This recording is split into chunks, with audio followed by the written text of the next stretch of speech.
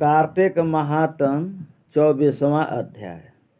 अब इसे भी सुन लीजिए प्रेम पूर्वक, श्रद्धा से, भक्ति से, है ना। राजा पृथु ने कहा कि हे नारद जी, आपने तुलसी के इतिहास, पुराण, महात्म सब कुछ बतला दिए।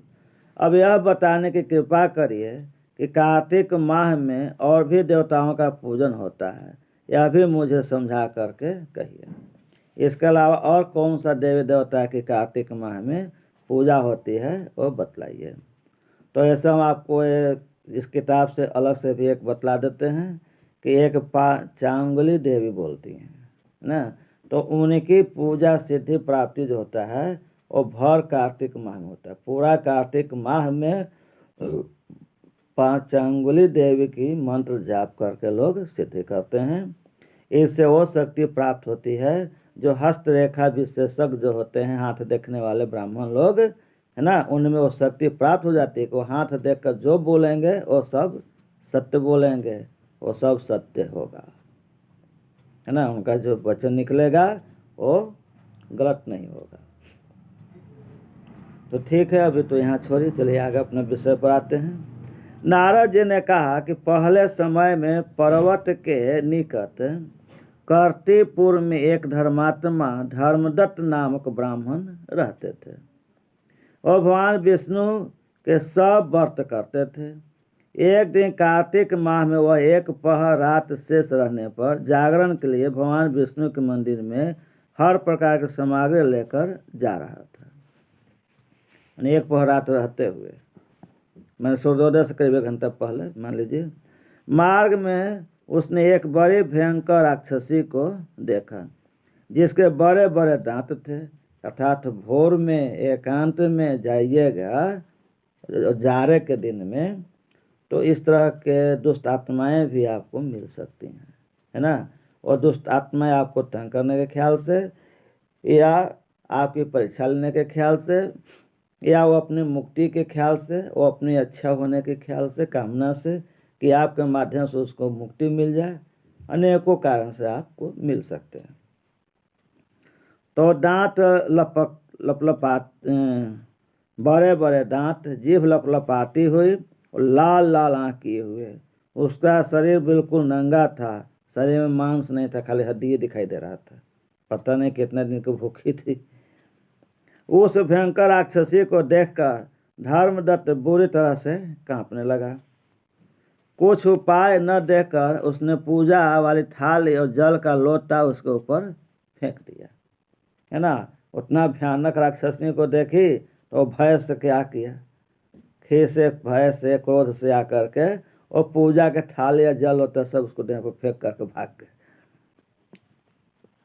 क्योंकि उसने भगवत नाम का जप करते सामग्री और जल का लोटा जिसमें तुलसी दल पड़ा था उसके मारा था, जिससे उसके जन्म जन्मांतर के पाप नष्ट हो गए और पूर्व जन्म याद आ गया।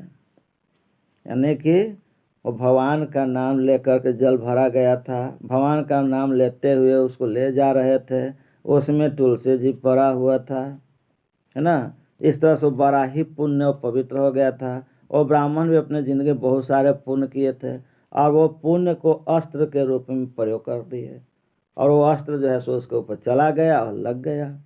इससे उसको मुक्ति मिल गया। उसको जो है सो पिछले जन्म का सब कहानी याद पड़ गया। वो हाथ जोड़कर धर्मदत्त के चरणों में गिर पड़ी। तो कभी कभी ये सब जो दुष्ट आत्माएँ जो होती हैं ना, भूत प्रेत किन्नर किचिन फिचिन, बहुत सारे लोग होते हैं अनेकों रूप में, है ना। तो वो लोग महात्माओं के पास जाते हैं अपनी मुक्ति के लिए कि उनसे हमारा उद्धार हो जाएगा, वो हमारा उद्धार कर देंगे, इस कामना से ही पहुंचते हैं। तो हो सकता है कि आप उस तरह के धर्मात्मा हो, पिछले जन्म का या इस जन्म का। भले ही आप अपने आप को छोटा समझते हो, लेकिन उसके नज़र में आप इतना महान हैं कि आप उसको मुक्त कर सकते हैं। इसलिए भी वैसे लोग आपके आगे पीछे चलते हैं और चाहते हैं कि मेरा भी कल्याण हो जाए, उद्धार हो जाए, क्योंकि वो उस योनि में अच्छे कर्म करके मुक्ति नहीं पा सकते ना। तो वह धर्मदत्त ब्राह्मण के चरणों पर गिर पड़े और बोले कि हे ब्राह्मण, मैं पूर्व जन्म में कर्मों के फल से इस अवस्था में आए हैं। यानी कि पूर्व जन्म के हम बहुत बड़ा पापी थे, बहुत बड़ा कुकर्म किए थे, इसीलिए हमको ये रूप मिला। नारद ने कहा कि हे राजन, उसे इस प्रकार प्रणाम करते देख विस्मित होकर धर्मदत्त पूछा कि तेरी यह अवस्था किस कर्म से हुआ। उनको भी आश्चर्य पड़ गया कि जिस राक्षस ने से हम द्वारे भाग रहे थे, मैया बाबू करके चिल्ला रहे थे, अब वो मेरे पैरों पर गिर गया और इस तरह की कहानी कहा। आश्चर्य में पड़ गए।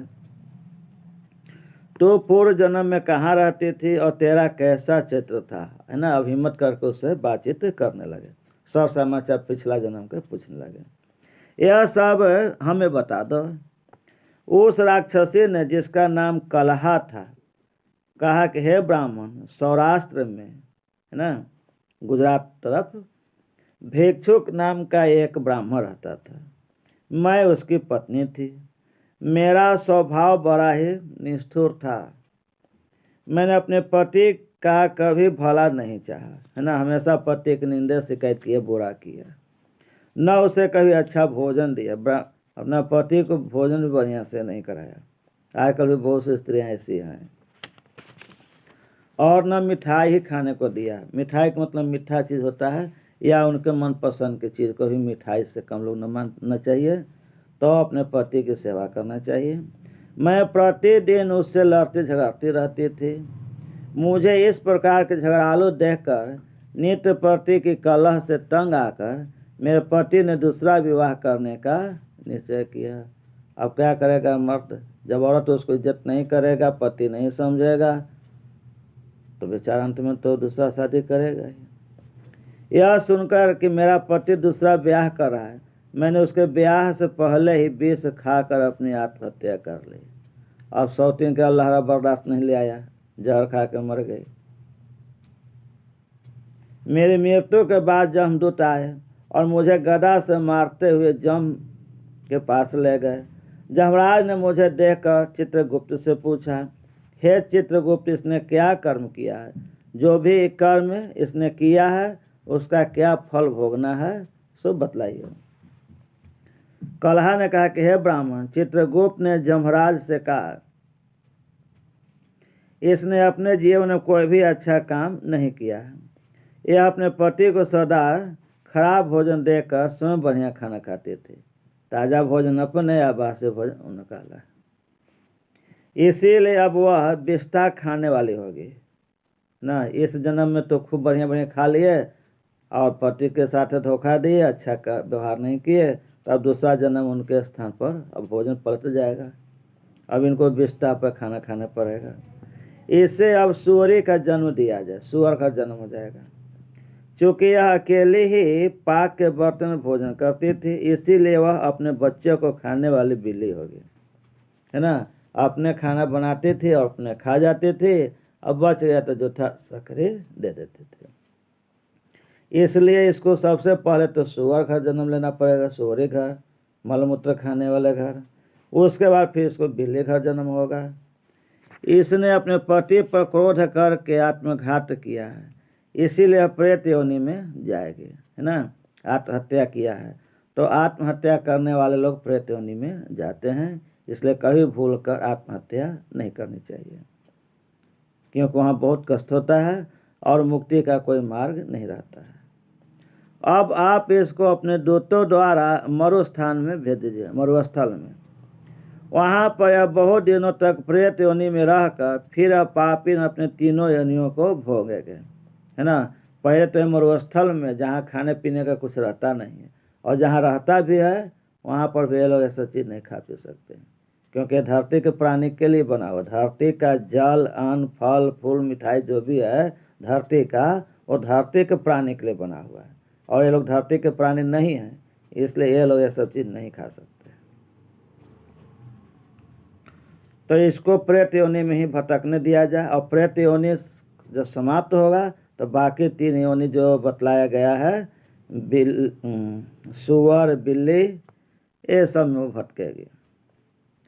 सो हे ब्राह्मण, मैं 500 वर्ष से प्रेत योनि में हूँ और भूख प्यास कारण नित्य दुखी रहती थी, है ना। प्रेत योनि 500 साल बीत गया है लेकिन मुक्ति नहीं हुआ, और न जाने अभी कितना दिन उसको रहना पड़ता है, तब कहीं प्रेत योनि से मुक्ति मिलता है, तब फिर वो पृथ्वी पर किसी जीव में जन्म लेता है, सुअर में, बिल्ली में और भी कुछ में। एक दिन भूख से तंग आकर मैं एक वैश्य के शरीर में प्रविष्ट हो गई, है ना। अब कहता है कि जब बहुत ज़्यादा भूख लगा, बर्दाश्त नहीं लिया तो क्या करें, एक बनिया था, उसी के शरीर में घुस गए और उसके माध्यम से हम भोजन कर लिए, क्योंकि डायरेक्ट भोजन नहीं, इनडायरेक्ट भोजन करना है। तो इसीलिए ये सब जो होते हैं ना, सो हम मानव के शरीर में या पशु पक्षी के शरीर में प्रवेश कर जाते हैं और वो अपना कामना पूर्ण कर लेते हैं। उसके शरीर द्वारा मैं कृष्णा और बेनी के संगम पर इस देश में आ पहुँची, है ना। तो हम उसी के माध्यम से यहाँ पर पहुँच गए, संगम में आ गए। एक दिन भगवान शंकर विष्णु जी ने मुझे बलात् तो उसके शरीर से बाहर निकाल दिया, है ना। तो हम तीर्थ स्थल पर पहुँच गए, उसका शरीर ग्रहण कर भोजन करते हुए, खाते पीते मस्ती करते हुए यहाँ पर आ गए। तो शंकर जी या विष्णु भगवान हमको उसको शरीर से निकाल के बाहर कर दिया। फिर मुझे आप दिखाई दिए, आपके लोटे में से तुलसी जल का छींटा मेरे ऊपर पड़ा, जिससे मेरे सब पाप नष्ट हो गए।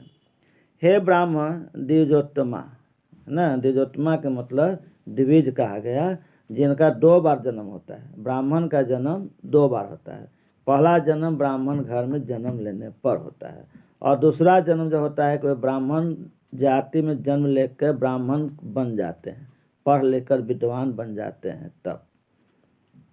अब आप मुझे यह बताइए कि आगे होने वाली तीनों योनियों और प्रेत शरीर से किस तरह मेरी मुक्ति होगी, है ना। प्रेत योनि से मेरा मुक्ति कैसे होगा, और बाकी जो 3 गो योनि जो भोगना है उन सब से मुक्ति कैसे मिलेगी, सो कहिए।